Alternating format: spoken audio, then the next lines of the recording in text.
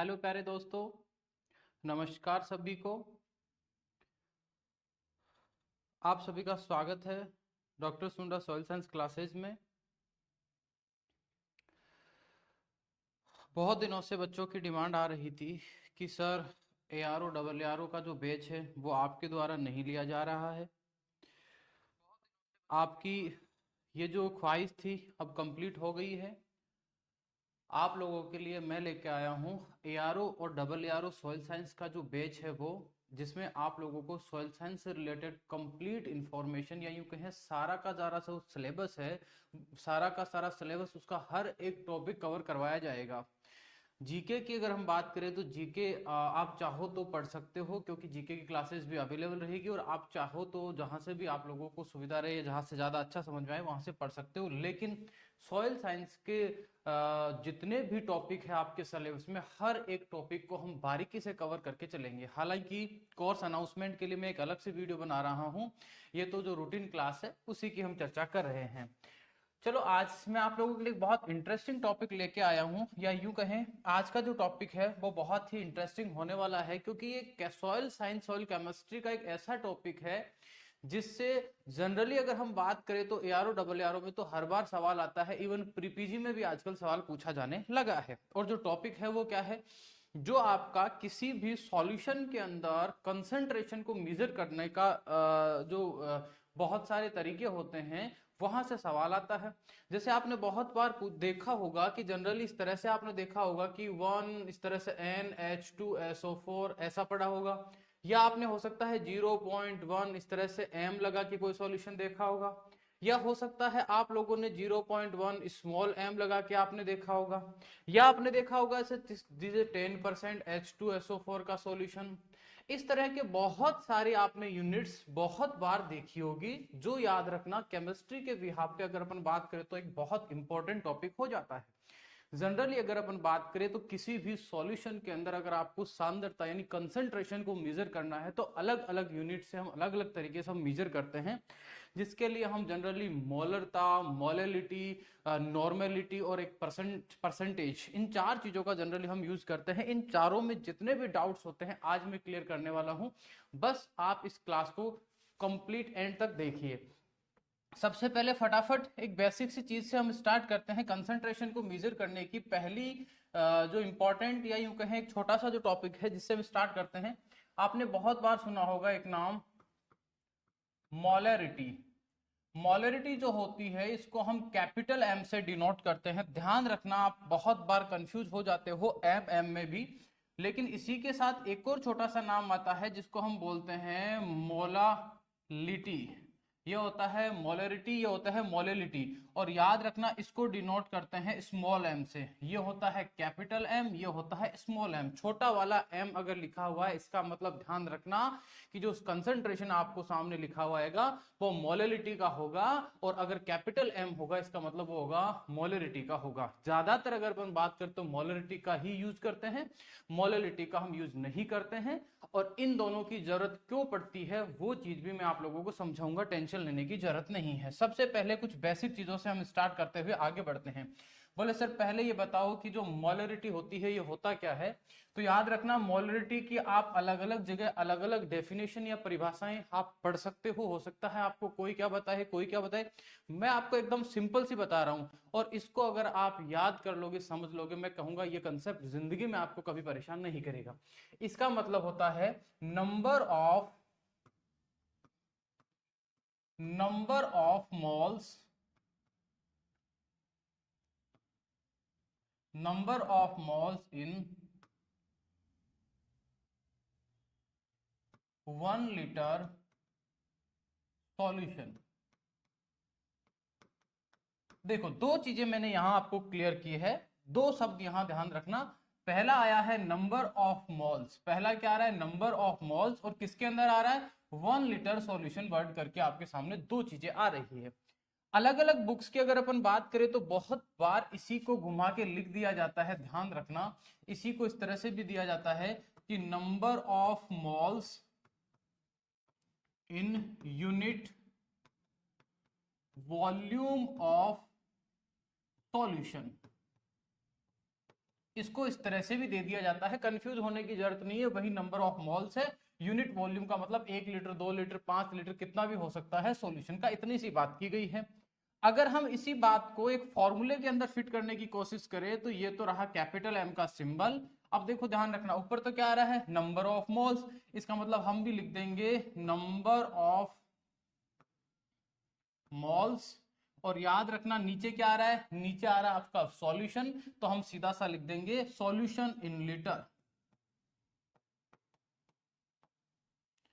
अब एक चीज ध्यान रखना, जो सॉल्यूशन है उसको सदैव लीटर में ही लेना है। बहुत बार इस सॉल्यूशन के लीटर की जगह इस तरह से 1000 ml करके लिख दिया जाता है, कोई बात नहीं, 1000 ml का मतलब ही लीटर होता है। अगर आपको लीटर या यूं कहें, मान लीजिए जो सवाल आपको पूछा जा रहा है, क्वेश्चन जो पुटअप हो रहा है उसमें मान लीजिए 100 ml करके है, तो आपको उसको लीटर में ही रीड करना है, कन्वर्ट करके आप लीटर में ले लीजिए। इसमें कंडीशन ये है कि जो आपको सॉल्यूशन लेना है वो किसमें लेना है, याद रखना लीटर में लेना है, ये चीज आपको क्लियर है। ऊपर आ गए नंबर ऑफ मोल्स। अब आपके माइंड में ये भी आता होगा कि सर ये नंबर ऑफ मोल्स क्या होते हैं, इसको भी समझेंगे। पहले इन दोनों का बेसिक डिफरेंस हम समझ लेते हैं, उसके बाद नंबर ऑफ मोल्स की बीमारी को भी हम क्या करेंगे, खत्म कर देंगे। तो यहां हमें क्या दिख रहा है, हमें एक तो यहां पर वॉल्यूम शब्द दिखाई दे रहा है, और दूसरा हमें क्या देखना है, दूसरा हमें ये देखना है कि यहां 1 लीटर की बात करा तो 1 लीटर भी क्या होता है, ये भी वॉल्यूम की का, ये लीटर किसकी यूनिट है, वॉल्यूम की, और बात किसकी कर रहा है, वॉल्यूम की। लेकिन जब हमको बात करनी है मोलेलिटी की, किसकी बात करनी है, मोलेलिटी की जब हम बात करेंगे, तो मेरे प्यारे बच्चों यहां आपको एक चीज ध्यान देना है, सिंपल जैसा ऊपर था वैसा का वैसा यहां आता है नंबर ऑफ मोल्स इन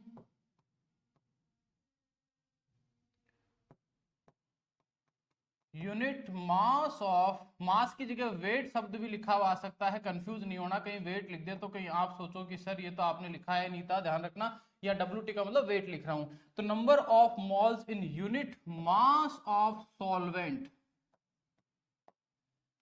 अच्छा एक चीज तो आपको पता ही होगा कि जब भी आपको कोई सॉल्यूशन की हम बात करते हैं तो एक चीज तो क्लियर आपको रहेगी, सॉल्यूशन का मतलब होता है जब भी जो सॉल्यूट होता है प्लस सॉल्वेंट, इन दोनों का जो मिक्सर होता है उसको हम लोग क्या कहते हैं, सॉल्यूशन कहते हैं। और यहां आपको क्लियरली ये दिखाई दे रहा होगा कि यहां मैंने जो वर्ड यूज किया है वो क्या किया है, यहां सॉल्यूशन वर्ड यूज किया है, और यहां वर्ड यूज कर रहा हूं मैं सॉल्वेंट, यानी कि जो केमिकल है उसको घोलने के लिए जो सॉल्वेंट, चाहे वो पानी है या कोई दूसरी चीज है, वो आप ले रहे हो, याद रखना उसका वजन लोगे, क्या लोगे, वजन लोगे।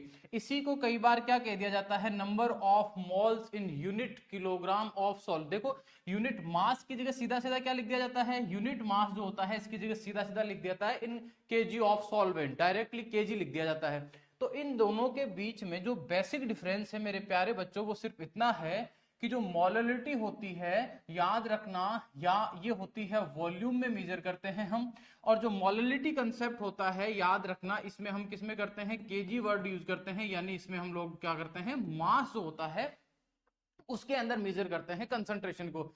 यानी अगर कोई भी सॉल्यूशन आपका वॉल्यूम में है, उसके अंदर आपको अगर कंसंट्रेशन देखना है तो उसके लिए काम आता है मोलरिटी। और अगर आपके सामने जो सॉल्यूशन है, याद रखना, वो सॉल्यूशन का अगर आपके सामने मास दिया हुआ है, वजन दिया हुआ है, तो मास अगर जब भी होगा तो हम बात करेंगे मोलरिटी को, जिसको हम सिंपल या छोटे m से डिनोट करते हैं, और मोलरिटी को किससे करते हैं, कैपिटल M से डिनोट करते हैं। आगे चल के याद रखना इसका सवाल पूछा हुआ है, जैसे फॉर एग्जांपल आपको 1 नॉर्मलिटी के H2SO4 का सॉल्यूशन बनाना है, तो बताओ कितना H2SO4 आपको कंसंट्रेट या फिर कोई नॉर्मलिटी का दिया होगा, तो वहां से आपको सवाल पूछा हुआ है एग्जाम में, और हमेशा पूछा जाता है, कंफ्यूज नहीं होना है। जैसे यहां पर आपने ये फॉर्मूला यहां आपने लिख रखा है, सेम ऐसा ही फॉर्मूला इसका बना लीजिए, और ज्यादा कोई दिक्कत आपको आएगी नहीं, बहुत सिंपल है। ये लीजिए स्मॉल m हो गया, स्मॉल m का मतलब अब आपके माइंड में होना चाहिए कि मोलरिटी की बात कर रहे हैं। बोले सर यहां क्या आएगा, यहां भी वही आ जाएगा number of moles, number of moles, और नीचे क्या आ जाएगा, नीचे आ जाएगा सॉल्वेंट, सॉल्वेंट इन केजी। याद रखना यहां नीचे हम बात करेंगे मास ऑफ सॉल्वेंट, कई बार इसी को क्या लिख दिया जाता है, इसी को लिख दिया जाता है मास ऑफ सॉल्वेंट। यानी ये तो आपको समझना ही पड़ेगा कि बेसिकली जो है अलग अलग वर्ड यूज किए जा सकते हैं, उसमें आपको कोई दिक्कत नहीं आनी चाहिए। बस आपको तो इसकी आत्मा को समझना है कि ये कहना क्या चाहता है। ये इतना सा कहना चाहता है कि जब हम केजी की बात करेंगे, देखो एक चीज समझना, मोलेलिटी के अंदर हम यहाँ एल आता है और बच्चे कंसेप्ट बनाते हैं कि एल से मतलब लीटर में, लेकिन वो बात बिल्कुल गलत है। मोलेलिटी में जो एल आ रहा है, ध्यान रखना, इसमें को कभी भी हम लीटर में नहीं लेते हैं। हालांकि इसमें एल आ रहा है, जैसे इसमें तो क्या आ रहा है, आर आ रहा है, इसमें आ रहा है एल, यानी कि जिसमें एल आता है उसमें एल यानी लीटर काम में नहीं लेते हैं, उसमें केजी काम लेते हैं, मास काम लेते हैं। लेकिन जहां आर आ रहा है वहां पर एक्चुअल में हम किस में लेते हैं, याद रखना, वहां पर हम वॉल्यूम में या लीटर के अंदर लेते हैं। ये चीज आपको क्लियरली है। दोनों की दोनों जो होती है, मोलिलिटी और मोलिलिटी, इन दोनों के द्वारा ही हम सॉल्यूशन जो होता है उसके अंदर कंसंट्रेशन को मेजर करते हैं। अब अलग अलग की जरूरत क्यों पड़ी वो भी आगे पढ़ेंगे, लेकिन हमें ये तो समझ में आ गया। जैसे आपको मैं कहूं कि 1 किलो पानी, या यूं कहूं 1 लीटर पानी, 2 लीटर पानी, 3 लीटर HCl H2SO, और कोई भी बात करूं तो जब जब लीटर में बात करूंगा कोई दिक्कत नहीं आएगी, केजी में बात करूंगा कोई दिक्कत नहीं है। जैसे मैं कहूं 500 ग्राम पानी के अंदर, यानी ग्राम आ रहा है, इसका मतलब आपको उसको आधा केजी समझना है। क्लियर है? तो जब भी आपको केजी की बात आएगी हम मोलरिटी की तरफ जाएंगे, और मोलरिटी की बात आएगी तो हम लीटर की तरफ जाएंगे। लेकिन सर ऊपर लिखा हुआ है नंबर ऑफ मोल्स, इसका क्या करना है? चलो इसको भी मैं समझा देता हूं। नंबर ऑफ मोल्स का मतलब क्या होता है वो भी मैं आपको क्लियर कर देता हूं। देखो ध्यान रख, सॉल्यूशन का मतलब तो आपको समझ में आ गया कि मिक्सचर ऑफ सॉल्यूट और सॉल्वेंट दोनों का मिक्सचर होता है, उसको बोलते हैं सॉल्यूशन। बोले सर एक छोटा सा कंसेप्ट जिसको हम बोलते हैं कि सर नंबर ऑफ मोल्स का क्या मतलब है, ये भी समझा दो। तो देखो नंबर ऑफ मोल्स का मतलब होता है मास ऑफ सब्सटेंस। देखो मास ऑफ सब्सटेंस क्या होता है वो भी समझना। जरूरी नहीं है आपको मास ऑफ सब्सटेंस हो, इस मास वर्ड की जगह वेट वर्ड भी आप यूज कर सकते हो, यानी वेट ऑफ सब्सटेंस भी आप लिख सकते हो, कोई दिक्कत वाली बात नहीं है। मास ऑफ सब्सटेंस, और नीचे आ जाता है एटॉमिक मास ऑफ, जो भी पर्टिकुलरली आप सब्सटेंस ले रहे हो उसका एटॉमिक या मॉलिक्यूलर मास कितना होता है। तो यहां हम लिख देंगे मोलर मास। याद रखना इस मोलर मास को कई बार मॉलिक्यूलर वेट भी हम लोग यूज करते हैं, इसके लिए हम क्या कर देते हैं, मॉलिक्यूलर मास, या इसको बोल देते हैं मॉलिक्यूलर वेट। मास जो वर्ड है इसकी जगह वेट भी यूज करते हैं। यानी आपको जब भी किसी सब्सटेंस में नंबर ऑफ मोल्स की बात है या नंबर ऑफ मोल्स निकालने होंगे तो कैसे निकालेंगे। जैसे फॉर एग्जांपल मैं आपको एग्जांपल देके इसका समझाता हूं, जैसे समझने की कोशिश करना। जैसे मैं आपको कहूं जैसे मैं आपके लिए एक सिंपल सा एग्जांपल लेता हूं कि यहां आपके पास में जैसे मान लीजिए 400 ग्राम NaOH है। क्या दिया है मैंने आपको, मैंने कहा है 400 ग्राम जो NaOH है ये आपको मैंने दिया है। और याद रखना इसको, इसका जो विलियन है मैं कितना भी 1 लीटर 2 लीटर 5 लीटर कितने में भी बनवा सकता हूं, उसका कोई फिक्स नहीं है, चेंज हो सकती है। आपको कंसेप्ट समझना है। 400 ग्राम मैंने आपको NaOH दे दिया। अब यहां आपको देखना क्या है कि सर एक तो मास ऑफ सब्सटेंस यानी वेट ऑफ सब्सटेंस, सब्सटेंस क्या है आपके पास, NaOH है, इसकी जगह H2SO4 HCl कुछ भी हो सकता है, आप जो चाहे वो एग्जांपल ले सकते हो। मैंने NaOH का एग्जांपल दिया है। तो आपको 400 ग्राम NaOH दिया है, इसका मतलब मास ऑफ सब्सटेंस आपको दिया हुआ है, इसमें कोई कंफ्यूजन नहीं है। दूसरा है मोलर मास, इसका आपको देखना है। तो मोलर मास का मतलब होता है कि जिसके जो एटॉमिक मास होता है, जैसे नाइट्रो, ये जो आपका सोडियम ऑक्सीजन हाइड्रोजन का जो एटॉमिक मास होता है, इन सबको जोड़ लीजिए, उसको बोलते हैं मॉलिक्यूलर वेट, या अपन उसको बोलते हैं मोलर मास ऑफ सब्सटेंस की। उस पर्टिकुलर जो सब्सटेंस है उसका मोलर मास क्या होगा। जैसे सोडियम है, इसमें इसमें हाइड्रोजन है, इसमें ऑक्सीजन है। हमें पता है कि इनका जो एटॉमिक वेट होता है, उस एटॉमिक वेट को आप लोग क्या कर दीजिए, टोटल कर दीजिए, उससे आ जाएगा मोलर मास या मॉलिक्यूलर वेट आ जाएगा। क्या आ जाएगा, मॉलिक्यूलर वेट। तो हमें पता है कि हाइड्रोजन का कितना होता है 1, ऑक्सीजन का कितना होता है 16, और सोडियम का होता है 23, कितना होता है 23। ये क्या होता है, ये 23 1 16, ये क्या है भैया, जो आपने आवर्त सारणी पढ़ी होगी उसमें आपने एटॉमिक वेट पढ़ा होगा कि सोडियम का एटॉमिक वेट 23 होता है, हाइड्रोजन का 1 होता है, ऑक्सीजन का 16 होता है। इन सबको जैसे ही आप टोटल करोगे तो क्या निकल के आ जाएगा, मॉलर जो मास होता है, मॉलिक्यूलर जो वेट होता है वो आ जाएगा।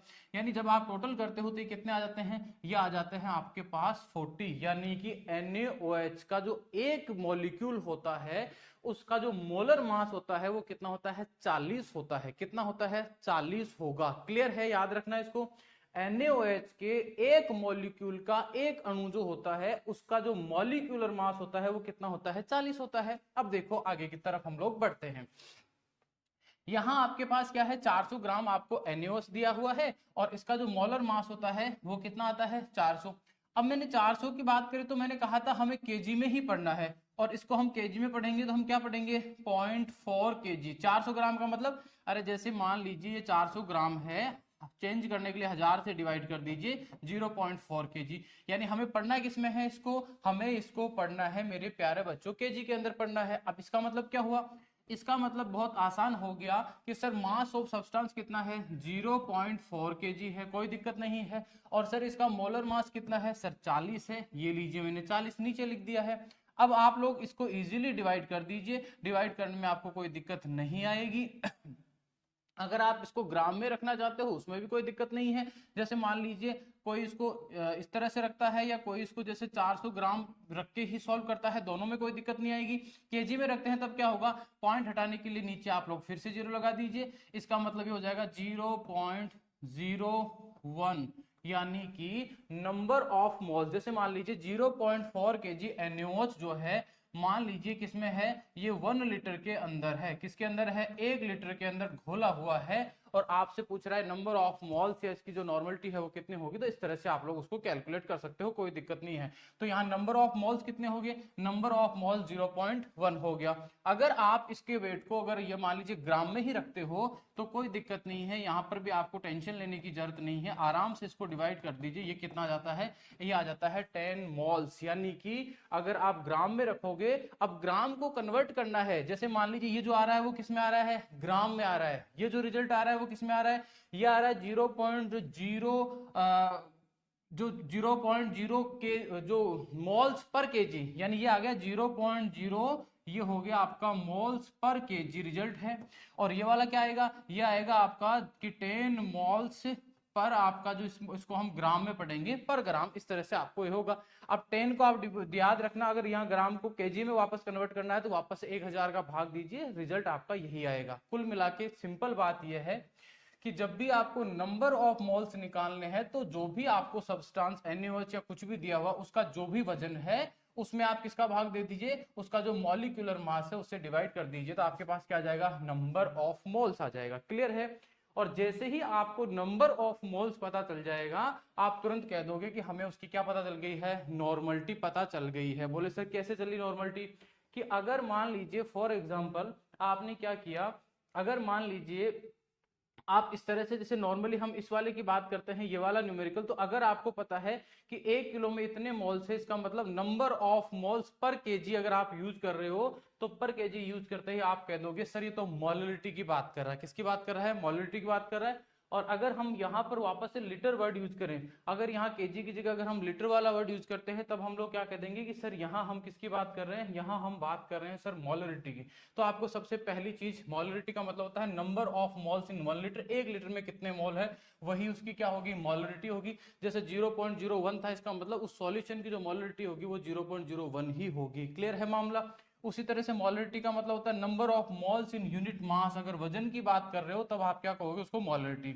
कई बार होता है कि सर दोनों का मतलब सेम है तो फिर अलग अलग की जरूरत क्यों पड़ी, वो भी मैं कारण आपको समझा देता हूँ। छोटा सा कारण है, लॉजिक जो है उसके पीछे, वो मैं क्लियर कर देता हूँ आपका। देखो ध्यान देना, लॉजिक इसके पीछे ये है कि बेटा यहां पर जो शब्द यूज कर रहे हो आप लोग, ध्यान रखना, वो क्या यूज कर रहे हो, वॉल्यूम। क्या यूज कर रहे हो, वॉल्यूम। यानी मेरा कहने का मतलब यह है कि जब भी टेम्परेचर चेंज होता है किसी भी सब्सटेंस को, अगर आप गर्म करते हो, जैसे पानी को गर्म कर रहे हो तो पानी फैल जाएगा, और ठंडा कर रहे हो तो क्या हो जाएगा, सिकुड़ जाएगा। इसका मतलब टेम्परेचर के साथ वॉल्यूम चेंज होता है, टेम्परेचर के साथ वॉल्यूम क्या हो जाता है, चेंज हो जाता है। लेकिन यहां का अगर हम बात करते हैं तो यहां हम किसकी बात कर रहे हैं, मास की बात कर रहे हैं, वजन की बात कर रहे हैं। तो इसका मतलब क्या हुआ, हमें पता है कि टेम्परेचर, जैसे मान लीजिए 1 किलो पानी लो और उसको गर्म करो, तो याद रखना उसका आयतन कम ज्यादा हो सकता है लेकिन उसका जो वजन है, वेट है, वो उतना का उतना ही रहेगा, उसमें कोई चेंज नहीं आएगा। इसका मतलब हम ये कह सकते हैं कि अगर मान लीजिए हम कोई स्टडी कर रहे हैं और उसके ऊपर टेम्परेचर का इन्फ्लुएंस आ रहा है, जैसे मान लीजिए आपको किसी पानी का फ्रीजिंग पॉइंट या बॉइलिंग पॉइंट निकालना है, तो जब आप फ्रीजिंग पॉइंट पानी का निकालोगे तो आपको पता है फ्रीजिंग पॉइंट पर पानी का वॉल्यूम अलग होगा, बॉइलिंग पॉइंट पर अलग होगा, नॉर्मल पानी का वॉल्यूम अलग होगा। तो जब तीन जगह वाटर का वॉल्यूम ही डिफरेंट है तो आप कंसंट्रेशन कैसे निकाल सकते हो? तो ऐसे केसेस जब होते हैं तो वहां हम कौन से कंसेप्ट का यूज करते हैं? मोलरिटी वाले कंसेप्ट का यूज करते हैं। और जनरली हम किसका? मोलरिटी जो कंसेप्ट होता है उसका यूज करते हैं। तो वॉल्यूम वाला जो होता है, इसमें ध्यान रखना, वॉल्यूम जो होता है वो टेम्परेचर से ऑलवेज इन्फ्लुएंस होता है। तो यहाँ आप इन दोनों को सिर्फ इनकी स्टडी का जो डिफरेंस होता है वो इतना ही होता है कि यहाँ क्या होता है कि अगर टेम्परेचर की फ्लक्चुएशन की वजह से कोई कैलकुलेशन कर रहे हैं तो वहां हम मोलरिटी यूज नहीं करेंगे। क्यों? वहां हम इसको यूज करेंगे, क्यों? क्योंकि मास जो होता है वो टेम्परेचर से इन्फ्लुएंस नहीं होता। तो हम लिख देंगे वॉल्यूम ऑफ सब्सटेंस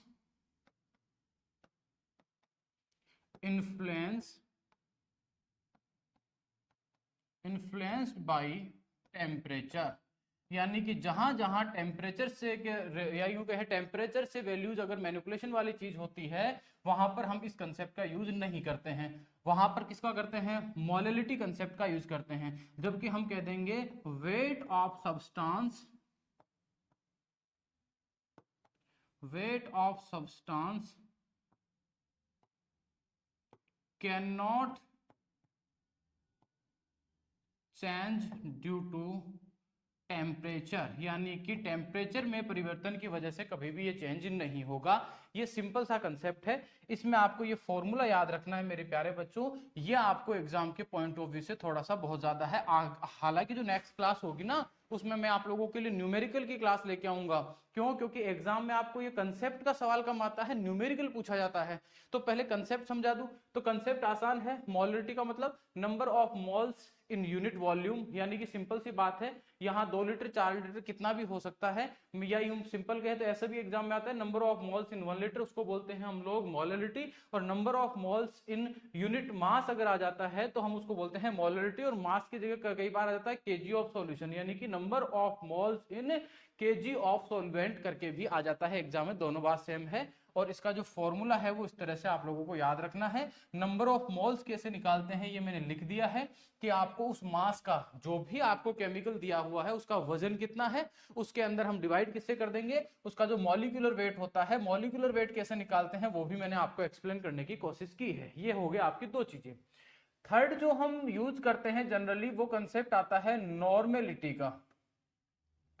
थर्ड जो कंसेप्ट हम यूज करते हैं जनरली, यानी किसी भी सॉल्यूशन का अगर आपको कंसंट्रेशन देखना है तो इसके लिए मैंने आपको कहा हम 4 तरीके की चीजें मेजर करते हैं, 4 तरीके के जो चीजें हम यूज करते हैं।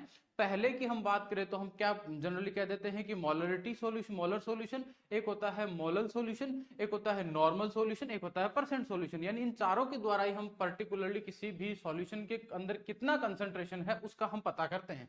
तो अगला आपका आ जाता है नॉर्मेलिटी। नॉर्मेलिटी देखो वहां दोनों के अंदर हमने एक शब्द यूज किया था, वो था नंबर ऑफ मोल्स। और नंबर ऑफ मोल्स कहां से लाएंगे कि सर उसका जो भी मास है उसको डिवाइड कर देंगे, किससे डिवाइड कर देंगे सर? हम उसको डिवाइड कर देंगे एटॉमिक मास से। लेकिन यहां पर एक अलग टर्म हम यूज करते हैं और वो क्या है वो भी समझ लीजिए। यहां मेरे प्यारे रसगुल्लो हम यूज करते हैं, यहां हम करते हैं नंबर ऑफ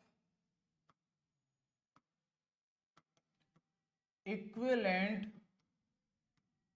मास। याद रखना इसकी जगह, मास की जगह बहुत बार वेट लिखा हुआ मिलता है तो कंफ्यूज नहीं होना है। Number of equivalent mass of substance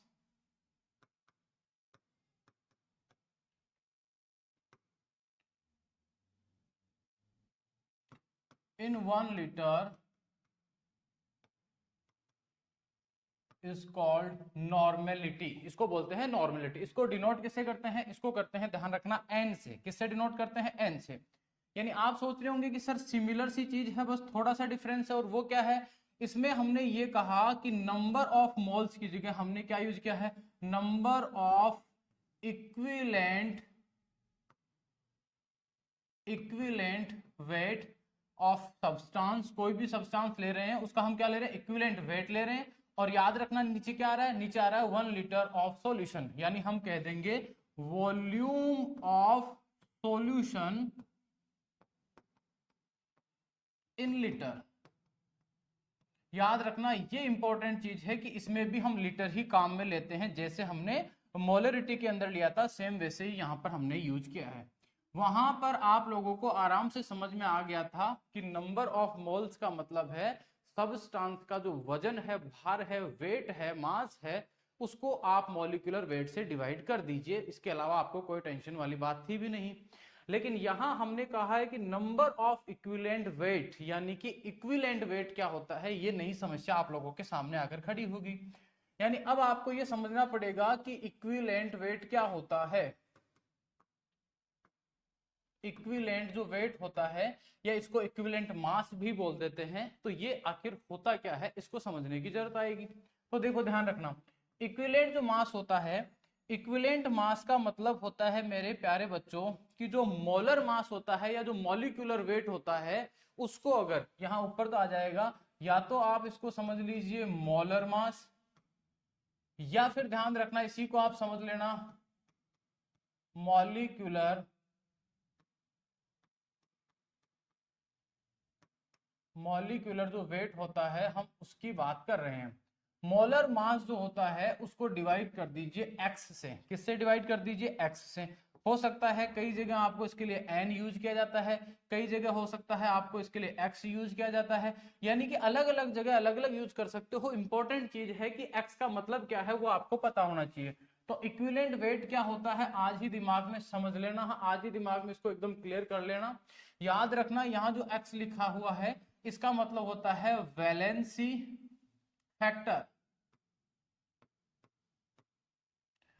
valency factor बहुत बार मैंने देखा है लोग इसको डायरेक्टली वैलेंसी भी लिख देते हैं, तो आप कह सकते हो मोलर मास अपॉन वैलेंसी कह सकते हो, उसमें कोई दिक्कत वाली बात नहीं है, एक ही बात है, सेम है, कोई टेंशन वाली बात नहीं है।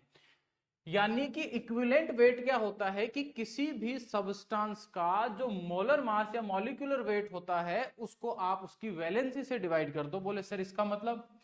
जैसे अभी थोड़ी देर पहले आपने एग्जाम्पल लिया था NaOH का, जिसमें आपने देखा होगा कि जो सोडियम, जैसे आपने एग्जाम्पल लिया था अभी थोड़ी सी देर पहले हम बात करें NaOH का, तो जो NaOH होता है इसमें हमने देखा कि सोडियम का कितना था? बोले सर 23 था। ऑक्सीजन का कितना था? बोले सर 16 था। हाइड्रोजन का कितना था? बोले 1 था। यानी इसका आ जाता है आपका 40, यानी ये 40 तो क्या आ गया? 40 आ गया इसका मोलर मास। क्या आ गया? Molar mass. लेकिन सर ये वैलेंसी का हम क्या करें? यहां तो आप इजीली डिसाइड कर लोगे, लेकिन मैं एक चीज क्लियर कर देता हूं, बच्चों को ये कंसेप्ट तो समझ में आता है कि इक्विवेलेंट वेट होता क्या है, लेकिन दिक्कत ये होती है कि ये वैलेंसी कैसे डिसाइड करे, ये बहुत बड़ी समस्या रहती है, सभी के सामने मैंने देखा है। तो वैलेंसी को डिसाइड करने के 3 तरीके होते हैं, और मैं वो तीनों के तीनों तरीके आपको इजी वे में समझा देता हूं। कि मान लीजिए आप एसिड की बात करते हो कि जो भी आपके पास सॉल्यूशन है वो एसिड है, या फिर मान लीजिए आपके पास में जो भी सॉल्यूशन है वो क्या है? कोई बेस है। यानी आपके सामने दो चीजें आ जाती है, एक तो आपके पास है बेस, एक है आपके पास एसिड।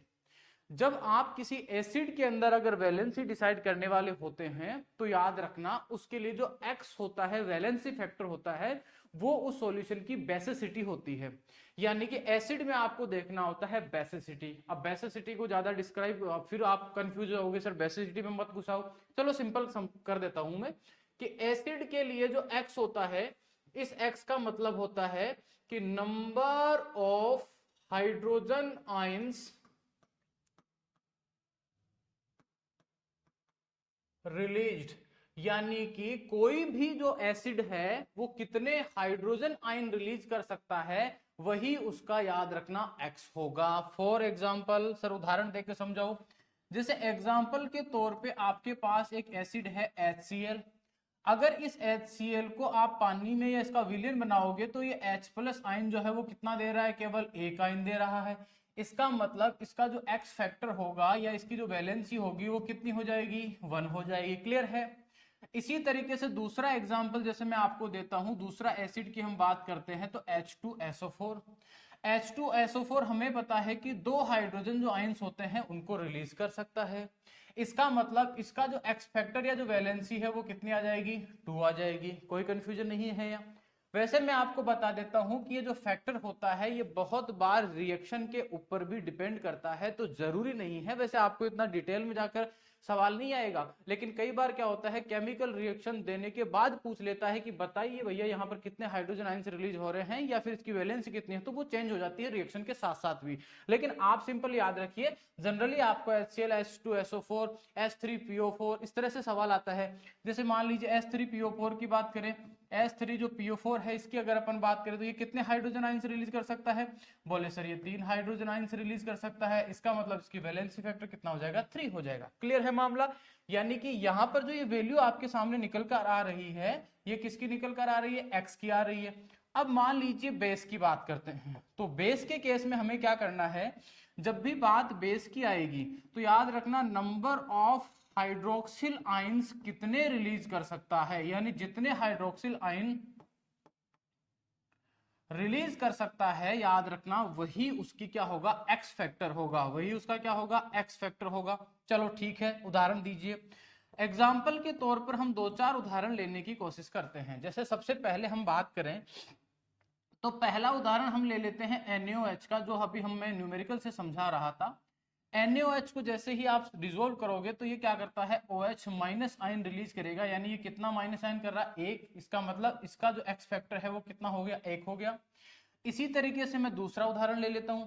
जैसे आपने देखा, जैसे दूसरा उदाहरण के तौर पर आप लोग ले लीजिए कि एल्यूमिनियम OH का होल ट्वाइस, यानी ये हो गया। इसमें हमें पता है कि एल्यूमिनियम जो है वो कितने OH माइनस रिलीज कर रहा है, 3 कर रहा है। इसका मतलब इसका एक्स फैक्टर क्या हो गया, 3 हो जाएगा। क्लियर है मामला। तो जब एसिड और बेस की बारी आ जाएगी तब तो आप क्लियरली समझ जाओगे, कोई कंफ्यूजन नहीं होगा। लेकिन मान लीजिए सवाल में आपको इस तरह से दे दिया जाए, जैसे फॉर एग्जांपल आपको कह दिया जाए कि सोडियम, और यहां आपको चर्चा कर रहा है कार्बोनेट की। अब साहब इसमें ना हाइड्रोजन है और ना हाइड्रोक्सिल आयन है, मामला हो गया गड़बड़। यानी कि यहां मैंने आपको दो चीजें क्लियर की। पहला कि एसिड में क्या देखना है, नंबर ऑफ हाइड्रोजन आयन कितने रिलीज हो रहे हैं। बेस में क्या देखना है कि सर हाइड्रोक्सिल आयंस कितने रिलीज हो रहे हैं। लेकिन जब आपसे चर्चा की जाए किसी सोल्ट की, यानी आपको एसिड ना देकर कोई सोल्ट दे दे जिसमें HOH आयन नहीं है, तब हमें क्या करना है। तो याद रखना ऐसे में आपका जो एक्स फैक्टर होगा वो क्या होगा, याद रखना वो रहेगा नेट पॉजिटिव, या जिसको अपन बोलते हैं नेट कैटाइनिक चार्ज। यानी कि जो प्लस आवेश जितना रहेगा वही आपका क्या रहेगा, एक्स फैक्टर रहेगा। फॉर एग्जांपल के तौर पर जब इसको हम सॉल्ट को अलग अलग तोड़ते हैं तो Na के ऊपर आता है प्लस, और Na कितने हैं भाई साहब, 2। कितने हैं, 2। यानी यहां पर पॉजिटिव चार्ज कितना आएगा, दोनों के ऊपर एक एक एक एक करके, तो एक्स फैक्टर कितना हो जाएगा, 2 आ जाएगा। क्लियर है मामला। जैसे फॉर एग्जांपल आपके पास में आ गया कैल्शियम कार्बोनेट, किसमें टूटेगा, बोले सर कैल्शियम प्लस प्लस, कितना आ रहा है, 2। कोई दिक्कत है क्या, बोले सर नहीं है। ये लीजिए यहाँ एक्स फैक्टर आ गया 2। इसी तरीके से जैसे अपन बात कर लेते हैं, ये है एल्यूमिनियम, ये क्या है एल्यूमिनियम, और एल्यूमिनियम का सोल्ट देखते हैं सल्फेट वाला। कौन सा देखते हैं, सल्फेट वाला। क्लियर है मामला, एल्यूमिनियम सल्फेट। अब देखो मेरी बात समझना इस चीज को, यहां आपको इजीली दिखाई दे रहा होगा, हमें पता है कि जो एल्यूमिनियम है इसके मॉलिक्यूल कितने हैं भाई साहब, 2 है। कितने हैं, 2। और एल्यूमिनियम पर प्लस चार्ज कितना होता है, बोले सर 3 होता है।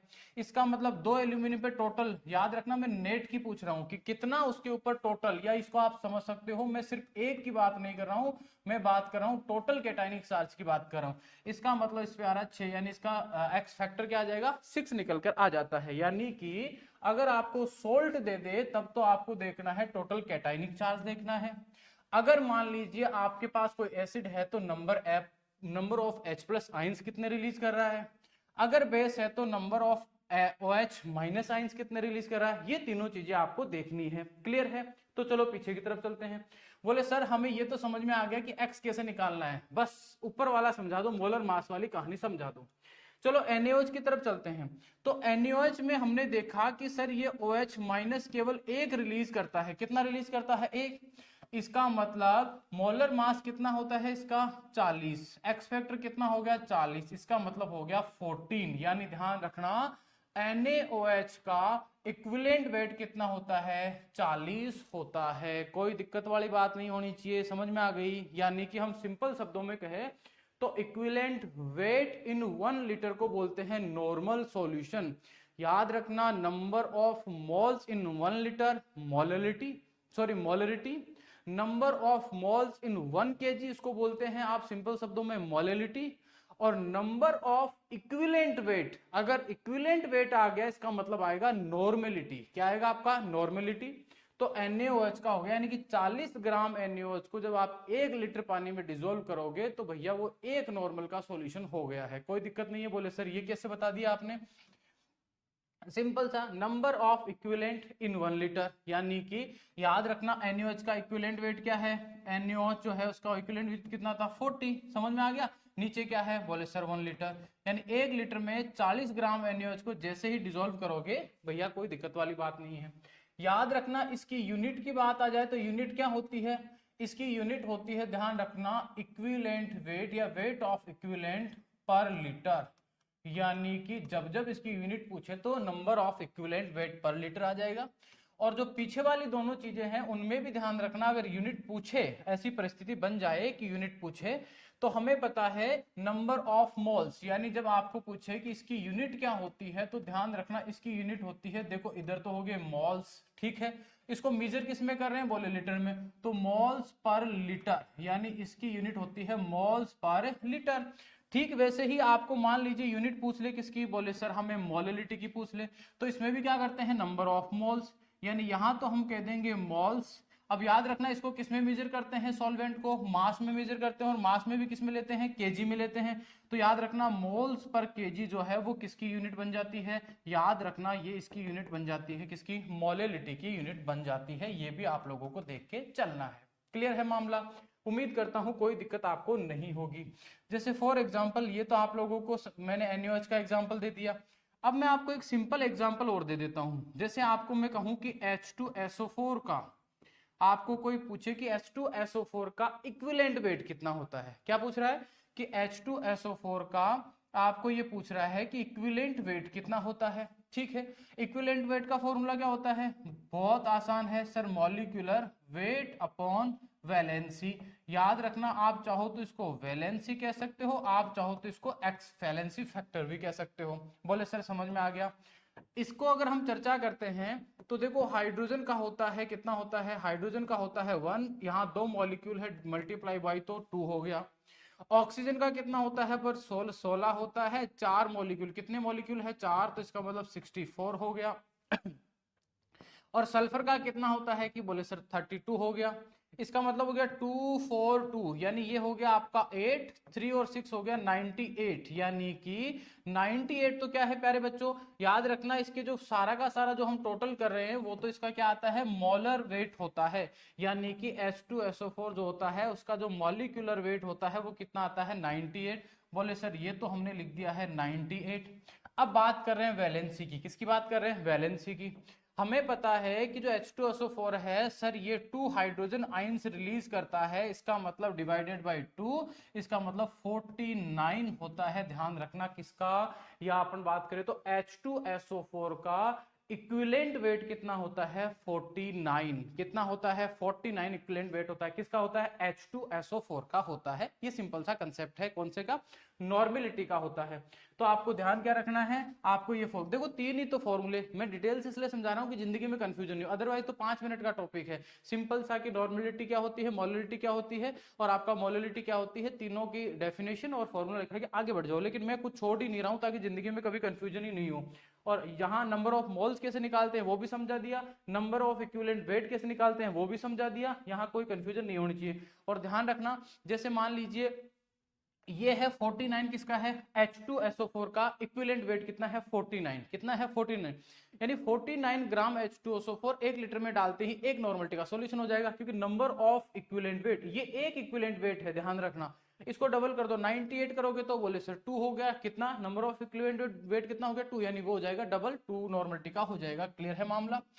इसके बाद अगर अपन बात करते हैं तो एक लास्ट कंसेप्ट और समझ लेते हैं। और लास्ट कंसेप्ट क्या है? बोले सर लास्ट है परसेंटेज वाला कंसेप्ट। कौन सा कंसेप्ट है? परसेंटेज।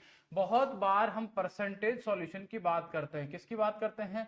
परसेंटेज सॉल्यूशन की बात करते हैं। परसेंटेज सॉल्यूशन जनरली 3 टाइप से बनते हैं। कितने टाइप से बनते हैं?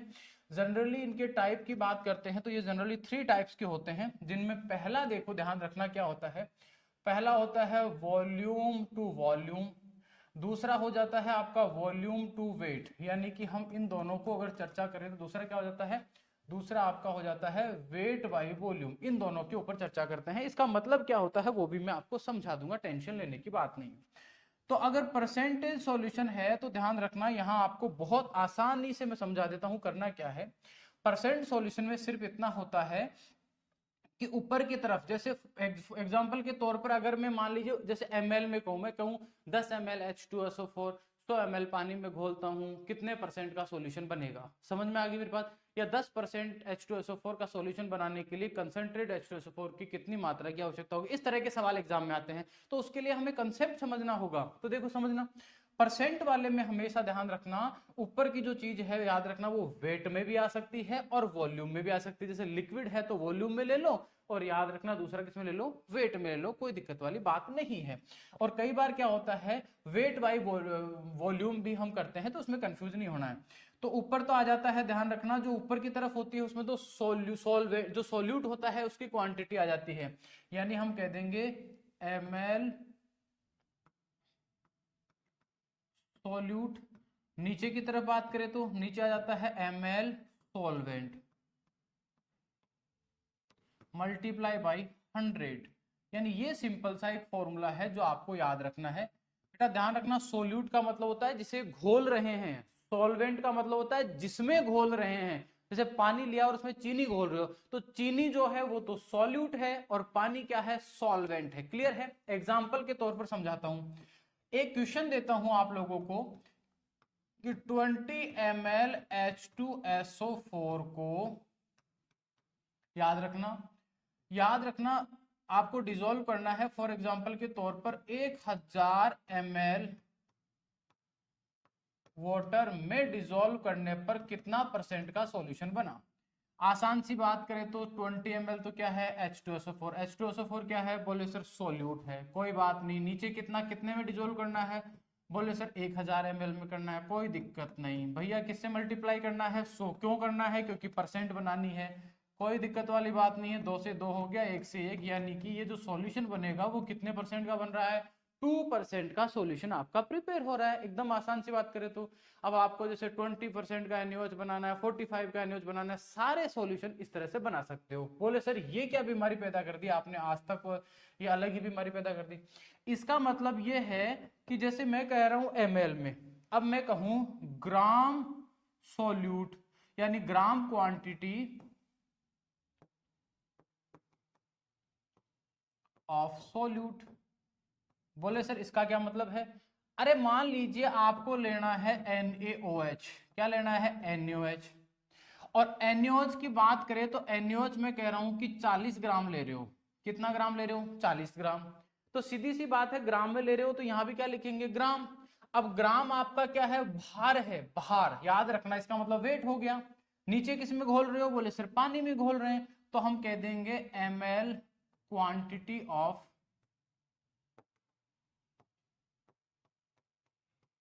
सॉल्वेंट, मल्टीप्लाई में कितना आ जाएगा, 100। यानी यहां मैं कहना क्या चाह रहा हूं आपको, तो सिंपल कंसेप्ट के ऊपर जाके चीज को कैप्चर करना है।